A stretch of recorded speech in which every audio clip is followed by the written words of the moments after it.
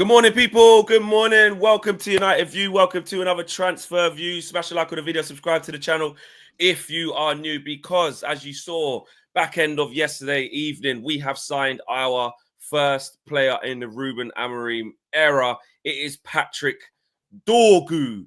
That was from last night. Fabrizio Romano breaking that news of the here we go. Owen, over to you while everybody gets their feet comfortable, gets their slippers on, smashes a like on the way in and subscribes on the way in and gets their coffee, their hot chocolate, their tea, their juice, their Yakult or whatever it is they're doing. Oh, look at that. Probiotics, mate. Probiotics. Very good for you. Very good for you indeed. Yes, we do have a Fabrizio Romano. Here we go. Yes, we do. And it's from Patrick Dorgu. It happened quite quickly yesterday, didn't it? He said, Patrick Dorgu to Manchester United. Here we go. Verbal agreement in place with Lecce. Documents to be checked in the next 24 hours. The fee, this is very interesting, Flex, because as is always the way with these here we go things, is that before Romano said it, there was some stuff coming out of Italy from Gianluca Di Marzio basically being like, look, it's done. It's going to happen very shortly.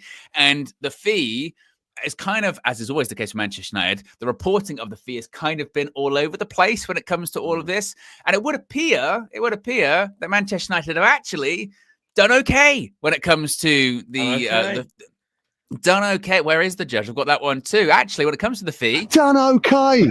About this one, because it's 30 million euro plus 5 million euro in add-ons, which are not guaranteed. The suggestion is they're going to be difficult add-ons to get to as well. So long-term contract agreed days ago with the player, the first signing under Ruben Amorim. But to go back to this fee, of course, we know that Lecce wanted 40 million euros. That was the price to United. It was the one to Chelsea, to Spurs last summer as well. 40 million euros, that's what we want. United have got less, actually quite considerably less. The fee for Patrick Dorgu in pounds is £25 million plus £4.2 million in add-ons, which are not easy to reach. So it's not like this is, as Romano said previously, guaranteed at all. So after all, I guess, the sort of moaning and whinging about Flex, it's going to happen again. We're going to do what we always do. We're going to overpay. This is going to be this, that, and the other. It turns out Man United actually, when it came to the negotiation of this one, not only have they got their man, but they've got him for what under, Lecce were looking for, and quite considerably under it as well. Yeah, good. That's why, with the stuff with walk away now. They want an extra 5 million. What's the point? Just calm down. Let's see how this thing pans out. Man United are bidding against themselves, and there's no one even there. No, other people did want him. Napoli interested. There's other options there. And at least we didn't, like and Quindinero says there, at least they didn't pay the 40 million. And like you said, the add-ons, which are not guaranteed as well, which you always talk about it as well. Add-ons only become a problem when you have to pay them. And if you have to pay them, it only means the player's done well. You don't get add-ons where... You know what I mean? Yeah, exactly. You don't get add-ons. Like, even interesting with the Anthony stuff recently, you go, no, well, he's not actually on that much because he's got the reduction in percentage of wages because we aren't in the Champions League. So, we don't really account for those things. Not saying Anthony deal is now good, confirmed show. Not saying that. I was going to say. The show will be there. Territory. Yeah, as long as you co-sign before and let show know, then you're all right. Yeah. But this Patrick Dorgu deal, basically, what, 25 million? £25 million, yeah. 25 million. That's the ballpark, isn't it? Again, people could say, oh, so we're this shit, but we want to go and get a 25 million guy who's hardly played anything for a team called Lecce. I don't buy into that. Let's trust the scouting. This is clearly a player that Ruben Amorim has wanted. We've seen the reports saying that this is the option. And let's let him get here and see. It's the first one. It's the first one under Ruben Amorim, so he's always going to be remembered like quite a lot because he's going to go, he's the first one. Obviously, there might be more, I'm not going to say the S word signings, but there's going to be bigger signings at times. Yes. But he's going to be remembered as the first one under Ruben Amorim. This is the first player that was available. It's the first player that, they could go and get, and the first player that Ruben Amorim, the first position really that we all looked at instantly and went, okay, so about these left wing backs / left back. Because, Anthony showed up, not Anthony. See my head now. Ahmad showed us. Well, you know what? That he's hybrid now, isn't he? Really, if Ahmad has to play right wing back, we're not worried, thinking, he's fine. He's shown that he can adapt. The whole rest of the squad has all shown they can't adapt to play there. It's as simple as that. Mazraoui, Anthony's obviously gone. Garnacho hasn't even been given a chance there. And obviously Dallo. So, and then when Luke Shaw was fit for a few games, he played left centre back, and Amrin was even like, he's been out for ages. There's no way he could be doing the running. And Malacia is sort of, he can play that side, but it's not what we need. It's not what we did. Now I reckon he'll probably go out on loan now. To be fair, Malacia, but maybe certainly, like I said, there could be a lot that happens at the end. But it is just, I don't know. It is funny, isn't it? I can see in the chat already. There's still people, giving it. Well, it's 5 million more than I would pay.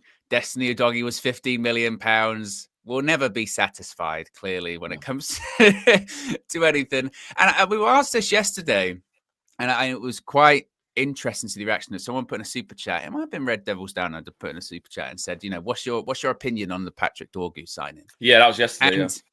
And it's a weird one because again, in these instances, it's difficult to have one. I can't say that. Like I said, I've known him extensively. Flex. I'm always watching Serie A on TNT Sports every weekend, particularly Lecce. When they play.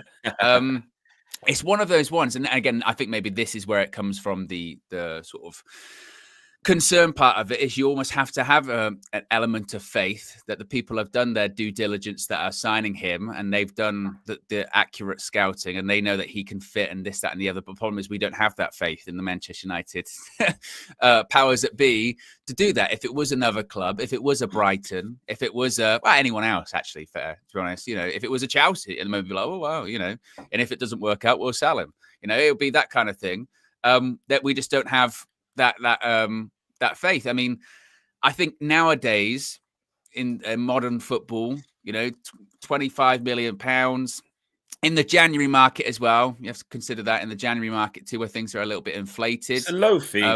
It's a low fee. It's in 2025 in football.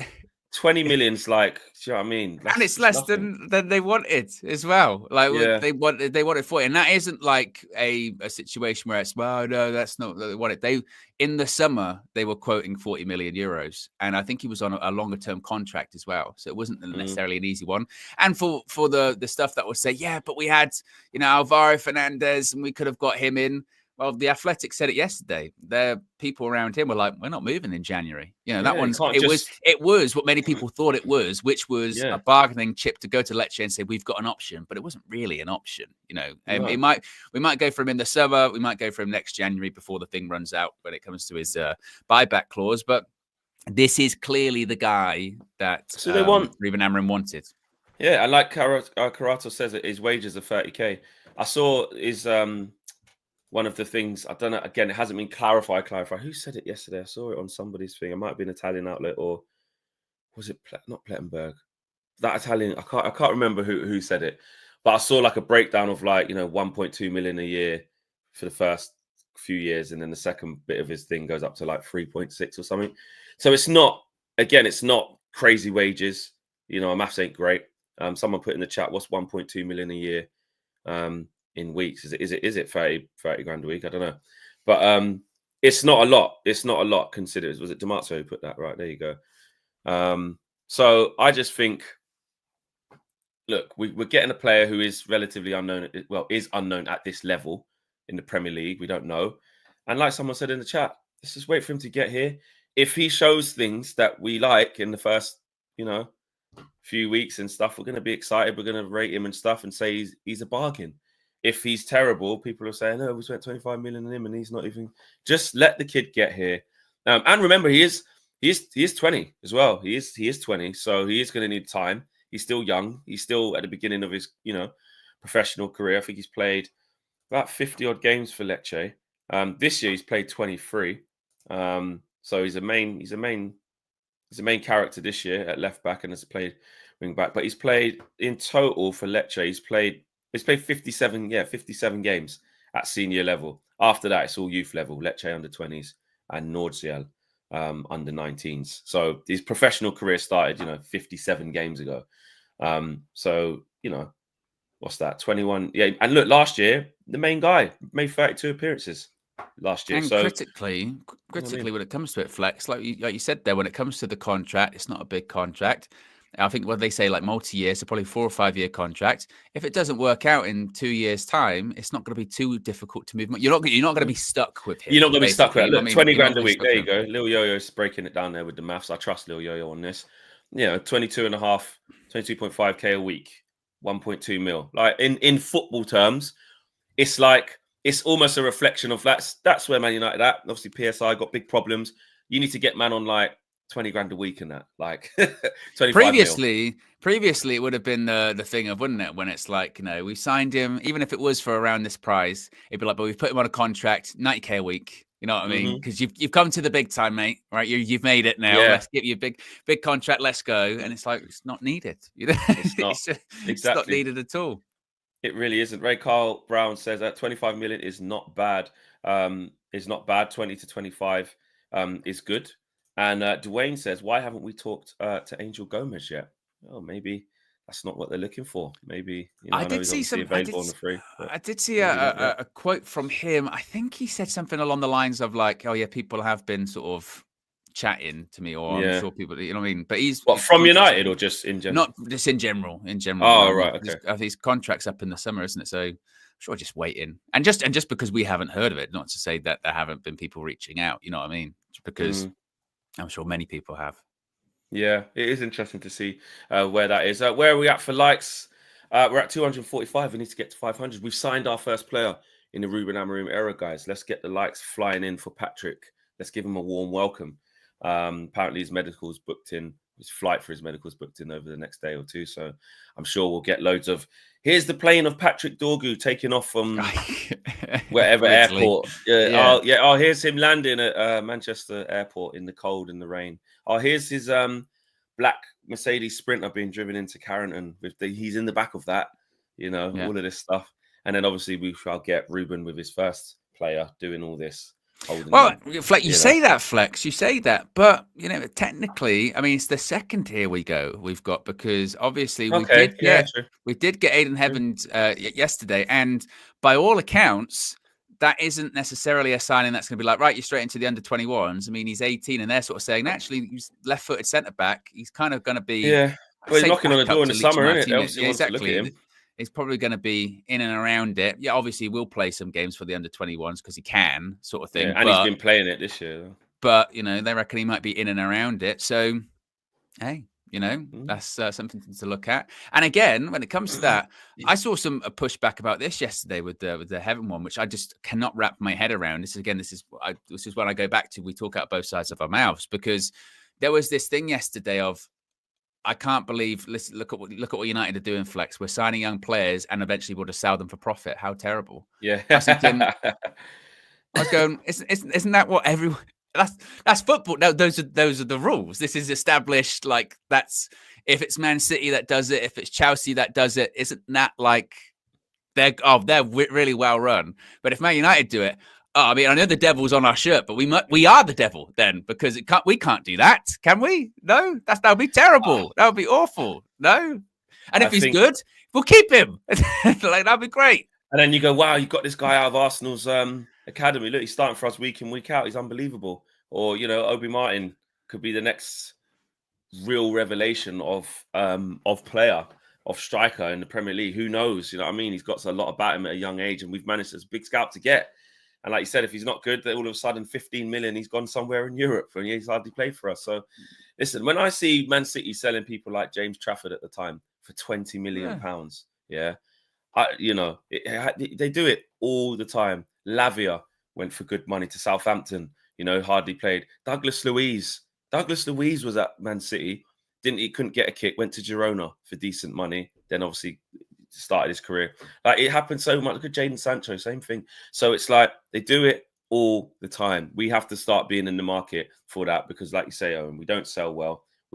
And you can clearly see the shift in tactic in that area. We can see it from Sekou Kone to Chido Obi Martin to Hayden now. Who else have we bought? That's the main three anyway. where you're like, okay, yeah, there are a couple there's other ones. There are a couple other ones we've got as well. And like again, it's not. Lee says there with the super chat, only soulless clubs treat players like cattle. But I mean, unfortunately, I mean, I've experienced this. When you go into youth level, mate, it's dog eat dog world. You know, you hear horrible stories.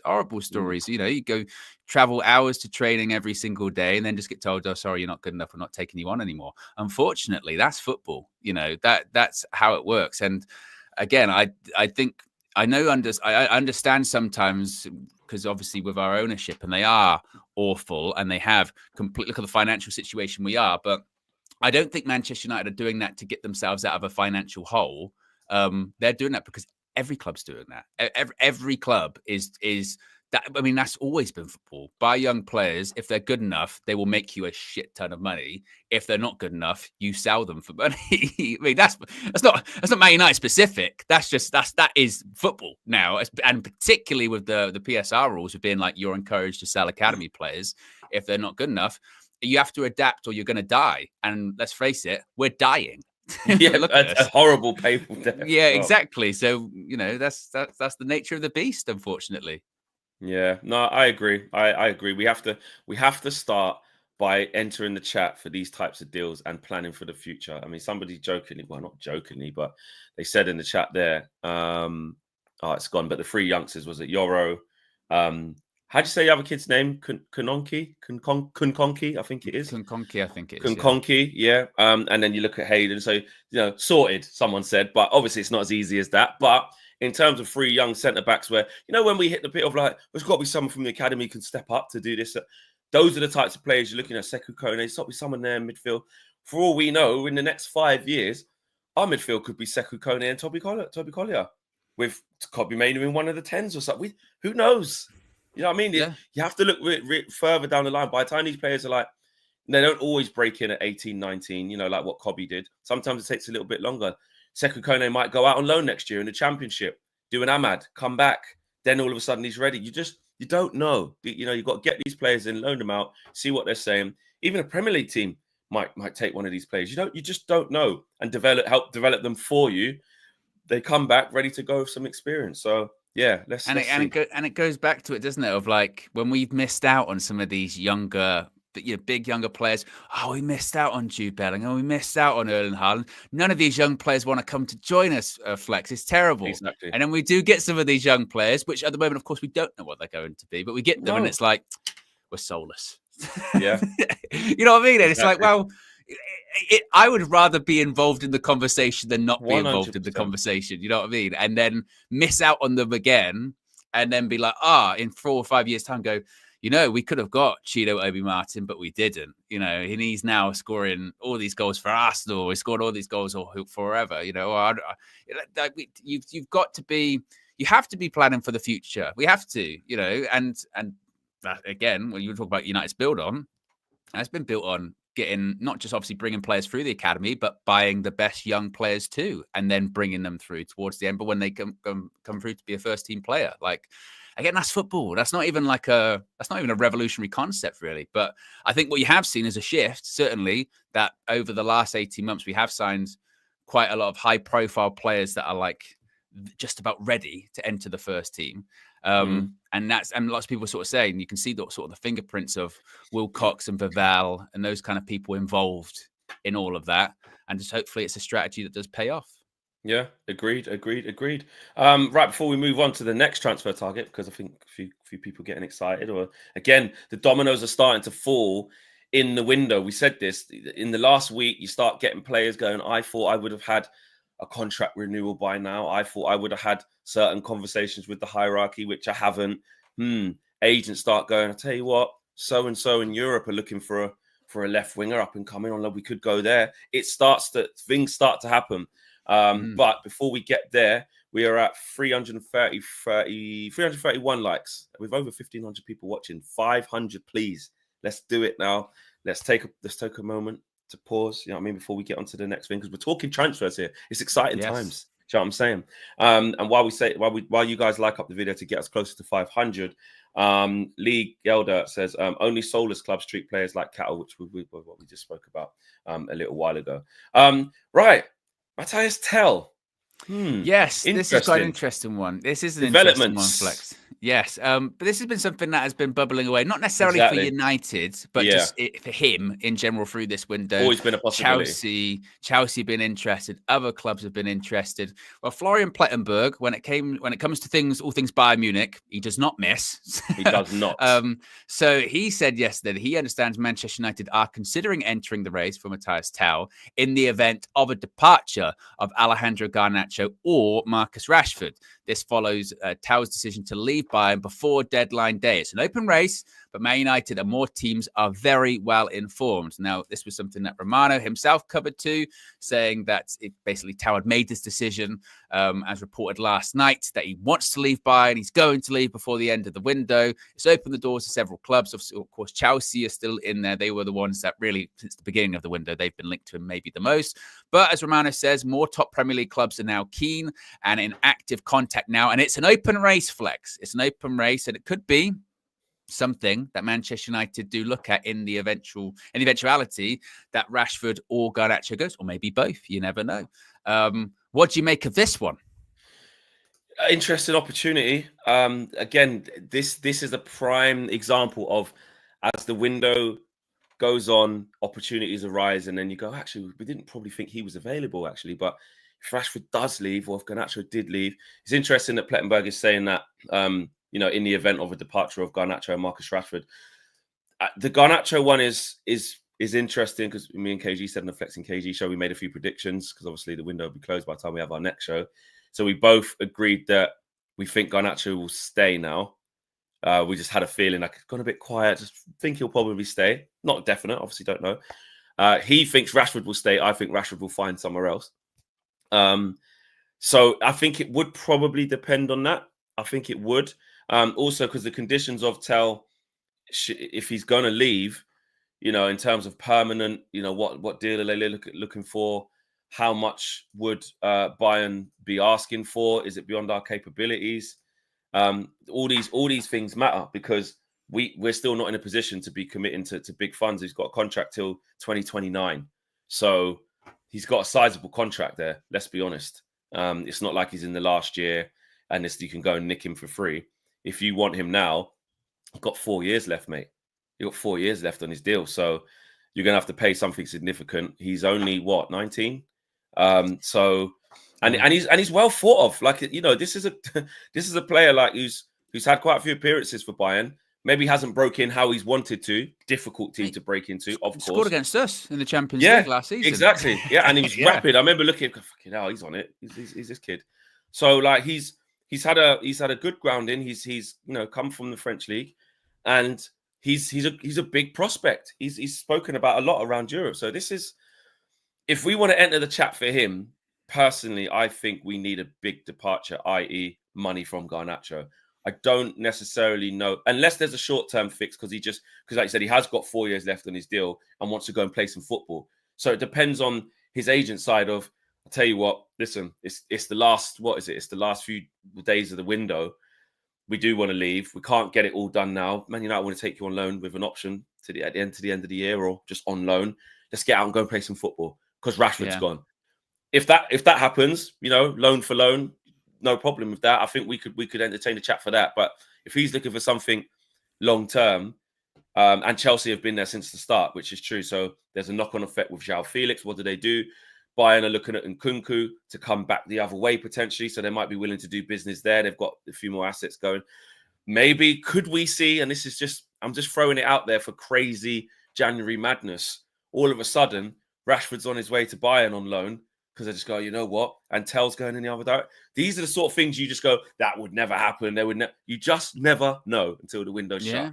Mad stuff happens. João Felix, is he going to come to us, or Nkunku come to us, and then the Garnacho thing does actually happen, or Marcus Rashford ends up at bloody Chelsea? They're looking for a left winger when we're like, why do they need it in Garnacho? Well, Rashford plays the same position. How do we not know they're going to go, actually, let's get Rashford? So I'm not ruling anything out. Mad stuff happens. It's very, very unlikely. I don't think we'll get Tel, but apparently we're very well informed, as you'd expect. If certain dominoes fall, I think it could increase the likeliness. As it stands now, without them dominoes falling, I think that's more of a Chelsea vibe because of their strong interest, like from the start of the window.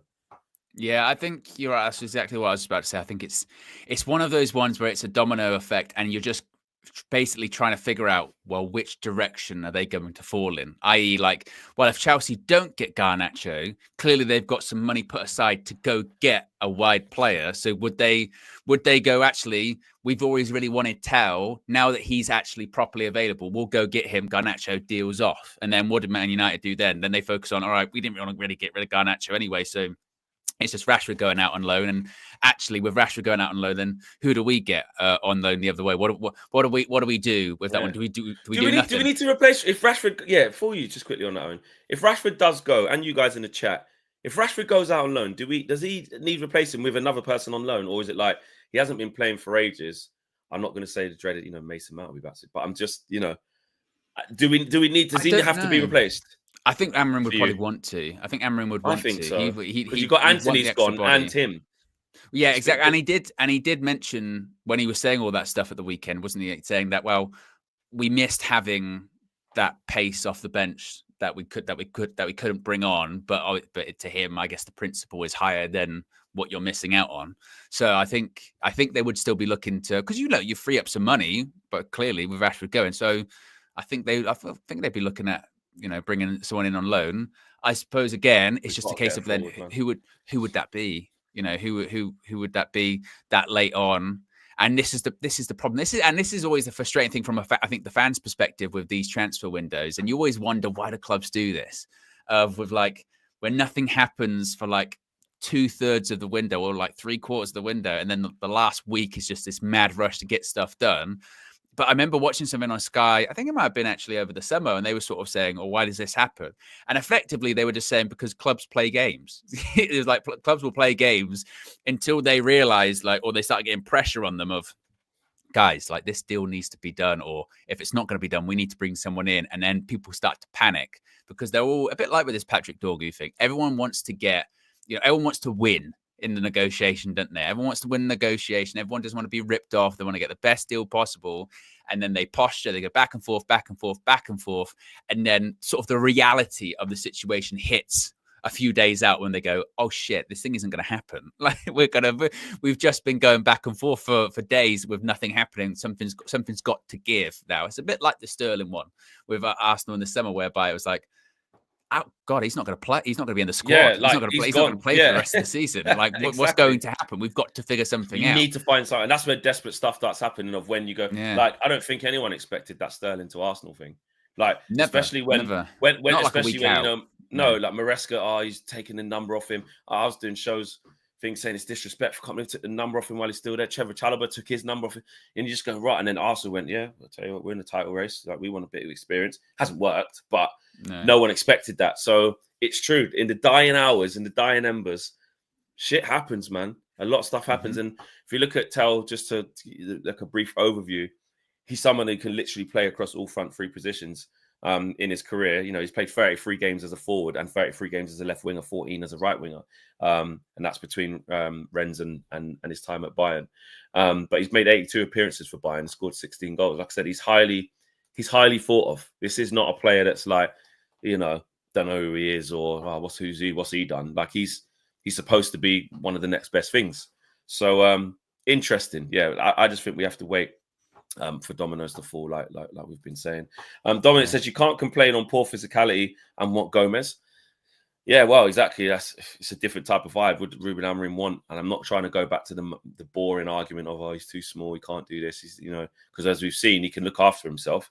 And he's getting the chance in the England squad and what he's been doing out there in France. You're going to tell you what, he can play. He can play. But it's whether Amorim does want that profile. And Dwayne says he's a poacher and a baller. Had to play behind Lewandowski and Kane. He's reliable when he's called upon. I'm not gonna surprise. I'm not gonna be surprised if Bayern just send him on loan.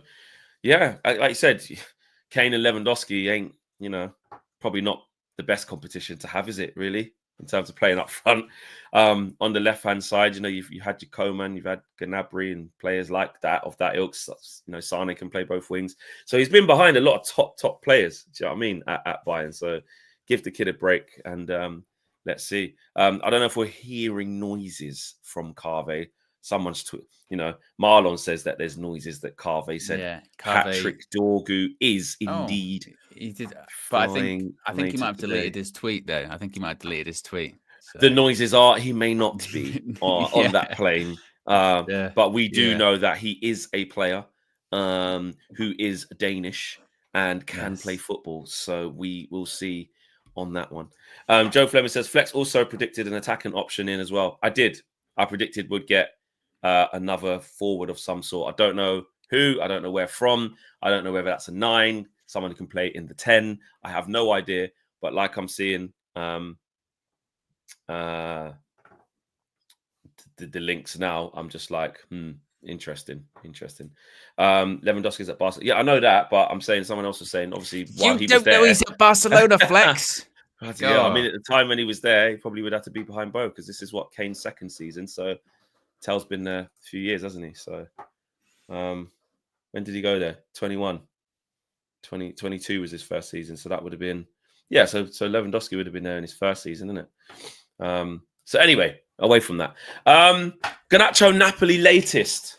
Has it all gone quiet? Well, this is, you talk about dominoes falling. This is where this one gets interesting. And the latest when it comes to Garnacho possibly going to Napoli isn't necessarily anything that's happened with Garnacho and Napoli, but rather Napoli not getting a player that they had agreed a deal with. This is quite interesting. So Richard Romano has said that he understands Karim Adeyemi's current decision is to stay at Borussia Dortmund this month. Yeah. And he's now informed all the clubs interested. Despite the Napoli proposals and also the Premier League clubs being keen, he's now expected to continue at Dortmund. Now, the interesting thing with this is that this then affects actually a couple of potential Manchester United deals. Not only does it affect this Garnacho-Napoli deal, because now Napoli actually have more money to spend for a player, so they could possibly up their bid for Garnacho. In addition to that, money that had been coming into Dortmund that maybe they'd earmarked for a possible Marcus Rashford loan, maybe is now not there because Adeyemi's decided to stay. So once again, you talk about dominoes falling or rather not falling in certain directions. That kind of affects different situations when it comes to this. It's just really hard. The only way you can speak about this is of just a vibe or a feeling. I don't think there's a way to talk about this and go, no. Napoli definitely won't use that Kvaratskhelia money to up it now that the window's, nearly finished. And they're definitely not going to pay more for Garnacho. I don't know that. You can't say, no, Man United definitely aren't going to sell him now, even if a bid comes. No, the door's open. And you can't say Rashford definitely won't go. You just don't know. It's so many. This is finally poised now. We're setting up for almost like a grandstand finish, really. I think there's going to be a flurry. What are we on Wednesday now? I think Sunday, then it'll be deadline day on Monday. Maybe Friday. I think maybe Friday to Monday across the weekend, which isn't usually when stuff happens on the weekend, but because it's, deadline day coming on Monday. And even Monday morning, I just think we're going to see some crazy stuff. You see stuff, because what happens, sometimes you see stuff at the beginning of the morning on deadline day. You go, Villa, Disasi to Villa looking like it's, West Ham, they've come in for Disasi because they need a thing now. And do you know what I mean? Evan Ferguson, you go, West Ham looking. Arsenal's gone that we just need someone. They've gone for Evan Ferguson and loads of, just get crazy stuff. So, and it depends what happens in these games that are coming up. Obviously, something might happen in the Champions League and Europa League games this evening and tomorrow. In addition to that, obviously everyone plays at the weekend. Get a bad loss at the weekend. That's the one, suddenly... The Premier League ones is the one, isn't it? And then West Ham couldn't score. Like, if only we had do you know what? Just do it. Just get him in. We'll worry about it after. Yeah. It happens all the time. Yep. Casemiro vibe. I'll fix it. 4-0 Brentford. I'll fix it. So, something like that. Or just, like you said, with strikers or wide players or clubs panic because they go, this is the last chance we've got to bring someone in to make something of our season. And, and then something will happen. So this Garnacho one's really interesting because obviously a couple of days ago it was Napoli are going to go back in for more talks. And I think there's something like I saw yesterday, they've upped their bid to £40 million. And then went, well, that's you're miles off. You're miles off. Because I think it was they've done 50 million euros initially. And United want 60 million euros, which is 59 million pounds, I think, as sort of a minimum to kind of chat about. So But now that this Adeyemi thing's not happened, maybe that money that was earmarked, they could put back in. It's a case of, well, how badly do you want him then? Because now United know you've got more money. So they're like, well, we know you've got money put aside that you could go higher. So you willing to go higher or you're not? When it's Chelsea, I think it's quite interesting. We spoke about this, I think, yesterday, didn't we? Saying it's interesting how Chelsea have been circling around, but they've never actually made a bid. You know, it's all of this sort of interest that they've got in him. They've not done anything. Maybe that's linked to the fact that they were still chatting to Tao, and Tao's going, look, I'm leaving. I'm gonna go. Exactly. I'm gonna go. And then with that, they're like, yeah, let's maybe not go in on that then, because we've wanted Tao the whole time. And look, when it comes to the Garnacho thing, it's quite obvious. I mean, Ruben Amorim, if you want to criticize him, praise him, whatever you want to do, he doesn't lie when he does these like press conferences or anything like that. We've seen that. Look at the difference between how he's spoken about Garnacho and how he's spoken about Rashford. He likes Alejandro Garnacho. He plays Garnacho. You know, he says, look, he's a young guy. He's getting better. We'll find a position for him. He's working hard, blah, blah, blah.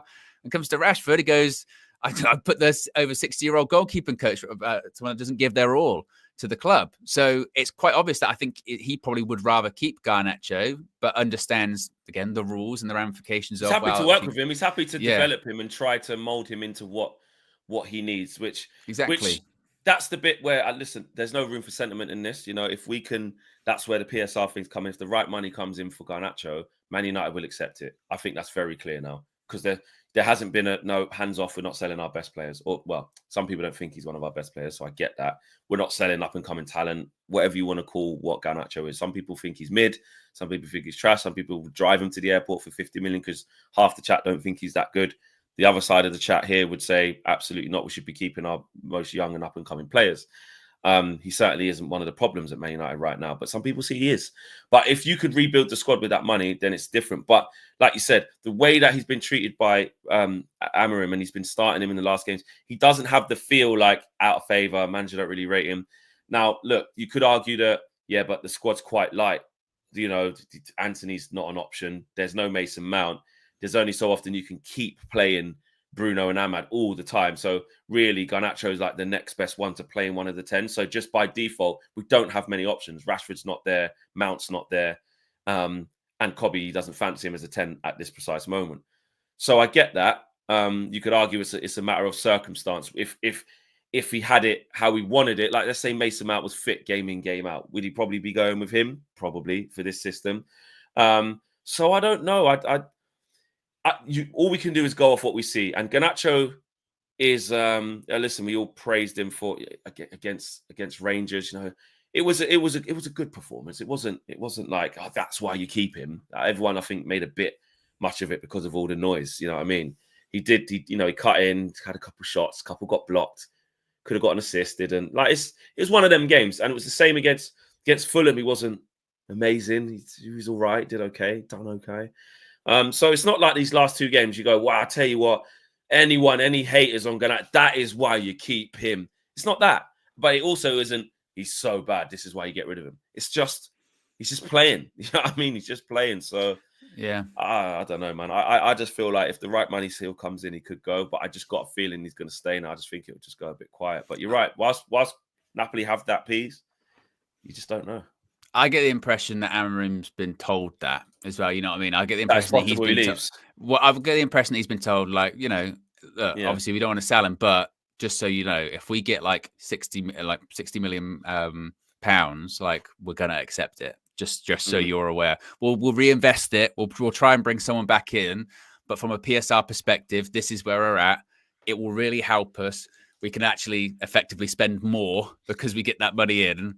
So, you know, for the greater good, you know, to quote Hot Fuzz, I think it'll be a bit like that, you know. So, but they don't necessarily want to get rid of him. But like you said, it's a weird one because it feels like over the last 7 days, it bubbles up and you go, I tell you what, this one's happening, and then nothing happens. You go, I don't think this one's happening. I don't think this one's happening. And as you get closer to the deadline, you know, now less than a week, was it 5 days to go? I think it's a bit like, okay, you start thinking about all the other things that go into it, going, oh, we'd have to get someone in. Who's that? How long is that going to take? And there's a lot in there. What's your wild take, or what you call them? Hot take, sorry. What's your take? What's your hot take of like just just a mad prediction where you go, I tell you what, I think this will happen. Just a feeling, just a vibe. Just what do you think? I think there's a couple. I think, like you, I think Rashford goes. I don't see any way back for him. And my prediction for a while has been with that one that there's going to be a compromise met, which is like it's not the ideal loan. We're not getting a lot of money, but the line's been drawn, so he's out. Yeah. I think with Garnacho, I lean to more that he's probably going to end up staying now. But if he were to go, I think he could end up going to Chelsea and we get Nkunku on a loan for 6 months. Do you think there's any way that Garnacho stays and we still get another forward? Like because Rashford went? Possible. But I think it depends on the circumstances of the loan that he does get. Because I don't think actually we're going to get that much money with him. Because obviously, like they're saying with the Dorgu one, we got that because actually the salary coverage for Anthony was pretty good. Well, we didn't expect that for Anthony. What if Man United pull a blinder and get someone to pay? I don't know how. I don't know how they do it. But we didn't think that for Anthony. Anthony's on 200. We went, we're going to have to pay at least half of that. Real Betis as well, who don't really have money like that, paying 84% of his wages. What if, maybe this is the hot take, yeah. We can't rule it out. What if the situation with Rashford gets so bad as it was, again, they're like, guarantee's going to go, and it's a club like, let's say Rashford goes West Ham loan for the rest of the season. Fucking hell. That's a hot They're looking for a striker. Oh, 100%. And he's not even that. But no. I just. But you could see them do it. You could see them actually putting like that's a West Ham sort of cheeky, like, because they offered 57 million for exactly Duran. Exactly. So they got big money there to spend on one. So a loan they could make work, definitely. And you look at on the phone to Jesse, goes. Lingard went there for 6 months. Yeah. Do you know the only thing with that is, this is where the Rashford ego comes in. I don't see him, and with the biggest, too good for it. With the biggest respect to Nicky Hawkins, West Ham Fan TV, massive club. Yeah. You know what I mean? Massive club, West Ham. I don't. Yeah, Kristen Source been saying this. Yeah, Kristen has been saying that through that chat. There has been rumours that they're interested. I get that. I just don't think Rashford will go. Yeah, I'll go there, get my. I'll go there and show everyone I can play. Team not going to be on the front foot as well. Well, there might be a bit more of Potter now if they get the right attributes, but I can't see it. Because like you said, there has been that kind of feeling that sort of the ego side of things has maybe scuppered a couple of the deals in this market. Like obviously the Saudi option with the AC Milan one, there was meetings, but then obviously they decided that they went, well, we can get Kyle Walker a lot easier. Not that it's like for like, but they could only get one like non-EU player, couldn't they? They could, yeah. Or something like that. So they went, well, we could get Kyle Walker. He wants Barca, but now, again, 5 days left of the window, it's like, Barca, they're not coming because they're not getting rid of players, you know? So, you know, it goes back to the conversation we've had quite a lot on here, isn't it? When it's like the Rashford brand and everything that comes with it's here, the ability's here. Like there's this mismatch of actual ability versus size, if you will. And then obviously all of these clubs are like, can't do it. No, it's just not going to happen. So I don't know. So that's where I sort of go, well, if there was ever a league that could afford him that wasn't the Saudi league, it would be the Premier League, wouldn't it? So, and like you say, there are clubs in the Prem that panic, that get desperate on deadline day, that put that like last minute. And there's players that panic as well. Yeah, they go, oh, 6 months, we'll give you a loan and go. So, West Ham or so who knows? Who knows who it is? You know, it might even be someone, a club that we haven't thought about that's in like maybe Forest. Maybe Forest go, look, hey, we're trying to push for Champions League. We'll get you on loan for 6 months, something like that. Who knows? Yeah, exactly. You don't know what sort of lifelines are on the table. And when you're in your most time of need and you're backed into a corner, things change. And that's, when there's hours left, that's when shit starts happening. You know what I mean? So I think deadline day is going to be crazy. I really, really do. It's for Richard. Just retweeted the. He's just basically said what Carve sort of said, which is Manchester United have booked medical tests for Patrick Dorgu on Thursday. Plan confirmed. Verbal agreement reached yesterday on reported 30 million euros plus 5 million euros in add-ons. He's going to fly to Manchester with his agents to complete the move. Yeah, Yeah, same thing. Yeah, I there don't was know. that long one, and Carvey was literally just he's flying to Manchester. We got over 500 likes. We're nearly at 2K watching as well. We've got 575 likes as well. Can we get to 700? Not 750. We're just going to go 700. Can we do it? Come on, guys. Let's get up to that, and let's get the rest of the super chats read out as well. Dwayne, he's a poacher. Big up to Famile for the contribution. Shout out to you. Andrea says Pogba free transfer, 30k salary for 3 months. Absolutely Owen, not. Just Absolutely for a few not. months at the end of the season, you know. I was honestly, Flex. I'm not staggered, but I was very surprised yesterday that once again, we are. I just don't understand, Flex. We are just the biggest gluttons for punishment, and it's not even like you could say, "Look, oh, and they're joking." People are genuinely serious. Are like, "I'd have him back. Go bring him back," and you're going, "Oh, it's like a bad relationship they keep going back to, isn't it? Of like, did we all live through that? We were all alive during that time, weren't we? We remember it like amnesia. That didn't happen. Like, it's insane, and it's just like, and since then, I'd be even a little bit more on board, yeah, if it was like, well, he's gone away and he's done really well. Yeah, even before the ban, which got reduced, even before that, he didn't play for 2 years because his knees are like done. Like, physically, he was finished. And it's like, so we're going at the same time, Flex. Don't bring in Kunku to Man United because his injury record's bad. But Pogba, we're bringing back. Bring him back. Owen, what's the issue with quality and experience, mate? Because he wouldn't play, because he hasn't played for like ages. Bring him in and out. It's just like, he's like literally, he's barely played. He's barely kicked a ball in like 3 years. When did he leave? 2022. Yeah, it's 2025. He's like barely played, and it's like for 3 months he'd be spending the next however many months to get him match fit, and then when he comes on, it'd be like pull a hamstring, do this, do that. You know what I mean? It's just like, oh, it's a madness. It's crazy, and I think it's just, I don't know. I remember, like, how many times have we sat here doing the shows? How do you unlock Paul Pogba? How do you do this? How do that? It's like, oh my god, I'm trying to. So 22-23 season, because you want to back it up with numbers, not just agendas. The 22-23 season, that was his first season there, I believe. He played 10 games. And then he'd done his knee and groin and hamstring and adductor. So he was out for all of that season, 22-23. Let me just double check because 21-22, that was the last one, isn't it, with us? I'm pretty sure.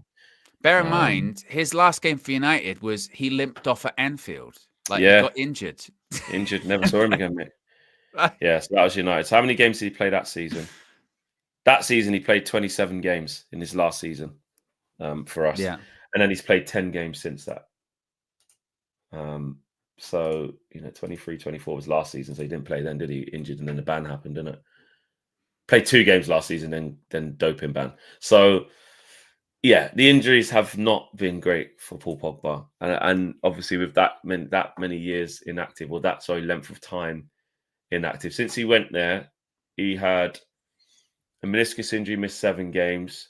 Knee surgery, 21 games. Hamstring, missed 7. Groin strain, missed 6. Adductor injury, missed 6. Hamstring injury, missed 5. Muscle fatigue, missed 5. So for Juventus, 22-23 season, he missed 52 games. And then 5 games last year. And then the doping ban are probably not putting that down to injury. So clearly, I just think if you just base it off that, and we're trying to get away from Anthony Martial vibes, Luke Shaw vibes, Mason Mount vibes, forget sentiment. You're an idiot. I'll just say it straight. I think you're an idiot if you think Paul Pogba should come back. So I'll just say it straight. Like, I know that's a bit rude. It's a bit rude. I mean, Louis Saha saying he should come back, but I just think we're just asking for trouble again. Well, look, Z says there, Pogba still walks into our team. Yeah, he does. And then he pulls his hamstring. He's out for 3 months. So that's what he does when he walks in. Ability-wise, no one question. You know, No, it's that same it's thing. not. Ability. I mean, it's not that's out the question with Paul Pogba. Obviously, he's a fantastic football player when he was fit, healthy, in his peak, in his pomp. But I mean, even when that was happening, he still had his injury issues then. Let alone after 3 years, and just this is when it goes back to, you know, get rid of these players. These players aren't good enough. They should go. And then we go, I'll bring them back. I remember those days, Flex. It's pure sentiment, man. They were great. It's like we already brought him back, and it didn't work. Yeah. like I just don't even understand why it's a thing. It's just nostalgia and sentiment, and obviously he's still a superstar. I really feel sad for Paul Pogba because for me, I don't want to see him go out like this. Like for how much talent he's got and has had in his career, he's ended up wasting the best parts of his days at Man United. And I do feel for him for that because, look, it's partly some of it's his fault in terms of not playing consistently well and this, that, and the other. But then he was scapegoated he was the main problem of all of our problems. I don't believe in that. I don't believe in that at all. He was better off probably going to, you know, a Real Madrid or whatever. And, you know, this, that, and the other. He stayed at United too long. It just went sour. It went toxic. Then injuries. And then this thing happened. And his career just plummeted. And it should, for someone who's as good as him, World Cup winner, didn't he win the Euros as well? No, he didn't win that. Okay, World Cup winner. You know, top draw player, world class player, can do things that many other central midfielders can't do for his size and his stature. He shouldn't be going out like this with a doping ban, mad injuries, just a free agent vibe. I don't get that. I was glad. I'm on genuinely when the news came out that his ban had been reduced to the 18 months or however long it was in the end. I was glad because, like you never want to see a footballer end his career because of a ban or anything like that, and it hasn't worked out at Juventus. But it's just, again, for us, it's not even a thing. Like it's just not. It's not even. And yeah, Pogba said he wanted to leave himself. He didn't even want to be here. You know, it's just one of those ones where I think it's just, like you said, it's nostalgia because I think they think when we go, that Pogba, they'll be like, oh, we're getting the Pogba back when we played Man City at the Etihad and we came back and won 3-2. But again, unless you were like there at the time, you have to remember like that was once in a blue moon, like with Pogba. I mean, and also going into that game, it was, you know, I think was it the day of the game? It was like, I could have gone to Man City, and he showed up with the blue hair and, you know, and all that kind of stuff. It was always noise, wasn't it? And a lot of the time that noise didn't reflect in terms of performances. And whilst it was great that day we beat City in the derby and it was fantastic, we stopped them winning the title. They still won it next weekend because we lost to, who was it? West Brom, I think it was. Yeah. Or drew or something. Yeah. But it's just like, you know, in the grand scheme of things, it really acting like that was a Pogba saviour. Oh, Sanchez. That's like saying Alexis Sanchez got an assist that. I tell you what, that was one of his. That's why it was a good signing for us. Bring Alexis Sanchez back. City. Yeah. Remember that fixture we delayed for City from winning the league by they just didn't win it on our head tops because they showed a bit of passion that day and came back from 2-0 down. Yeah. And that is where, I'll be honest, I do like to refrain from this type of language. I don't usually get involved with it. But Owen, if we're being honest, that is where it's fans like that are the problem. Like if you think that I've gone back on Twitter about it because there is like a picture of like when we beat Leeds 5-1 first day of the season under Ollie, and it's like Pogba, Bruno, Sancho, I think Greenwood's Martial. there, obviously Martial, like they're all there, and it's like that's what we was, and it's like people go take me back. I'm like, until this past, like that was one of our worst Premier League seasons ever. Like the manager was gone like 3 months after that. Like Ralph Rangnick, like take me back to what? That day specifically, because it was shit. Like, and the next game, and that's why I even pushed back on like the Ronaldo thing. Like, Ronaldo ruined that. The next game we drew. I think we played like Southampton was the next game. We were rubbish. Like we were not that good. You know what I mean? It's like it's bizarre. And my only conclusion I've come to is that they just either forgot or just didn't live through it. Just that must be. Andrea says 30K for 3 months. Everything to prove. We're 14th. Get him. I think we're a bit higher than 14th now, aren't we? But yeah. Andrea's saying it makes sense.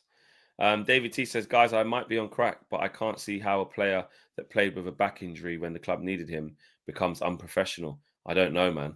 Oh, that's Rashford. I asked KG yesterday, if you're Rashford's camp and you're Rashford, just because we don't think like that, but just devil's advocate, what do you think? Do you think they're being unfairly treated? Do you think this is just lies? Like, why is Ruben saying that about him? He is trying hard in training. You're just trying to make him sound worse, so it forces him out. Or what do you think is going on the other side? Do you think they've unfairly treated? What do you think? The I club's don't know. they're disrespecting us now. This is disgusting. We just won't say anything. What do you I thought think it was is going really on the other side? interesting. We went back and forth on this yesterday, didn't we? On that fan Yeah. debate thing between Was Scholes both and right, yeah. Carragher, because it was basically both sides of the opinion, which is you've got Scholes who's basically saying like if he's bad, then he's bad and he shouldn't be training kind of thing, and he should be sort of exiled. And then you had the Jamie Carragher point of view, which I do agree with what Jamie Carragher is sort of saying, of just like someone should go up to him and say, you realize all these people around you, like all this PR stuff, it's all bullshit. And it's he's going, who are they? Yeah, I heard my dad. Who's this? And that's what I've been saying the last few weeks of just like again, it's the public relations pissing match between both sides of this, like, and it's not to exonerate Man United, because Man United absolutely been putting the briefs out there that they want shot of Rashford. But then it's also the other side of like the Rashford camp. We're having these meetings with all of these people, and all of these clubs are interested, because that's what Ornstein was saying. He's like, yeah, but these clubs are interested. And then to Carragher's point, he's like, yeah, but who's telling you that they're interested? Is it Rashford's people? Is it the clubs? Like, what's going on? And I guess that's just the thing with modern football now. Is that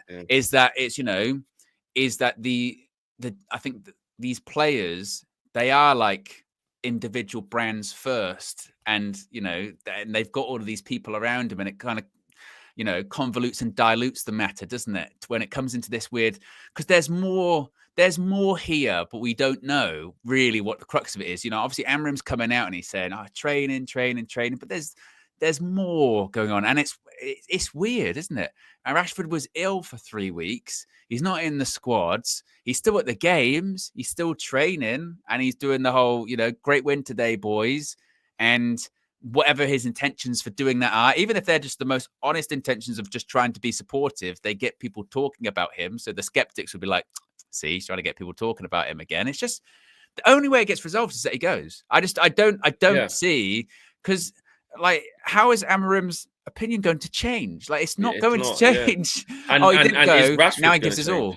No, I don't think so. I just there was a thing yesterday. I can't remember who it was from, and they were sort of saying that they don't really talk to each other anymore unless Amarim's talking to the group, the wider group.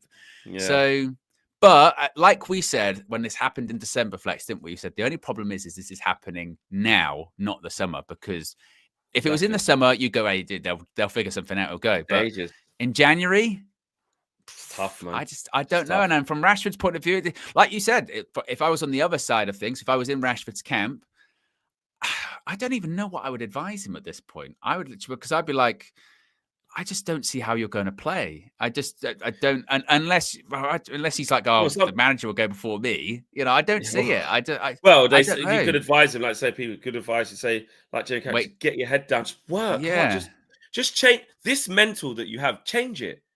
But obviously, it's not that easy. Don't do any posts. Don't do any interviews. Don't do it. Don't do it all. And I know again when you say that, that's when it gets the pushbacks. That is so players can't come out and speak for themselves now. You're saying that they just have to. You just have to accept one side, because that's what it was like the Sancho argument, wasn't it? Because that was like, no, he has every right to go out and post on social media. He has every right to speak out. And if they're slandering him, then he should come out and he should say that. It's just exactly. A lot of people do say that. It's like that all over again, isn't it? So. And what happened with the Sancho one in the end? How did it end up? He left, So I just that's the only direction I can see this one going in, is that he'll just have to leave. That's the only thing I can think. I'm really worried if he doesn't leave. Before I was like, well, you know what? If he at the end of the day he's a professional, give him 300 bags a week. If he stays because he couldn't get a move, got to reintegrate him back into the squad, because you can't have him sitting there that long. After that one, what he said then, I went. Nah, because it would also, Amarim would have to justify, which, look, football changes really quickly, really easily, but he'd have to justify that he stayed and then all of a sudden he's in the squad again. So what difference have you seen in that time? Or he could stand on that hill and say, no, since the window shut, we had a discussion, I'm seeing the things I want to see. He's a Man United player. He'll be with us. Because you can. The thing is about noise yeah, and like how bad something is. It can, and this is why we talk about how things should be dealt with, because you can easily pour cold water over stuff and make it kind of go away. You need two things. You need the manager to just like refrain from sort of going in. That's the first bit, because that allows the media to, and the player don't say nothing. And then you need the response from the player to actually convince the manager that, okay, you're training up, we're in a bad situation professionally. I've got a job to do. You've got a job to do. You just want to stay here until the summer. I'm working on stuff, but you have to be in the squad. But you are actually, training well now. But for that to happen, it has to happen very quick and very snappy. It has to be like, listen, I'm going to say this once and once only. He's now with us until the summer at least. He's training hard. We'll see. And then if he just makes the bench, someone's going to go, oh, Rashford was on the bench today. Why is he on there, Ruben? As I said many times, if someone shows me that they're a thing, then it's, within a few weeks you can get rid of it. But other than that, I just don't see how. I just don't see how he can be reintegrated. I just don't. The line's been drawn. The line by both. Yeah. By both. The line's been drawn. Yeah. By both, they just don't want to be there. Yeah. There you go, guys. We're nearly at 700. Oh, we did make it 702. There you go. Well done, peeps. Well done. There was a final push. Kato says it there. Finally, 700 likes. You lot did really, really well. With that, smash a like on the video. Subscribe to the channel if you are new. There will be a presser today, won't there? Because we're playing tomorrow. Yeah. So I'm sure Ruben Amorim will get asked about Patrick Dorgu. In which point, I'm sure he's going to say, "Not going to speak about other players. If there's news, we'll let you know." I think he'll say something like that. They're surely going to ask about Rashford again. Those comments you made saying about the goalkeeper. Yeah. I mean that. And then here's one for you. Do you think Ruben will do another?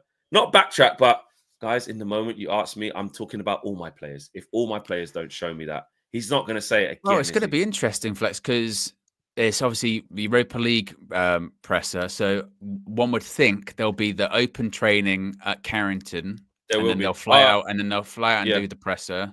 So we'll see what happens with Rashford if he's in, because he was in there last week. He'd probably be in there again, one would think. So it would just be interesting to see if he actually travels with them when he goes out there. Because he hasn't been traveling. Really. Oh, yeah, that's true. Yeah, he'll just be in training and won't travel. That's what. Yeah. All right, guys, we're out of here. If there's anything big, we will bring it to you. Take care. Peace.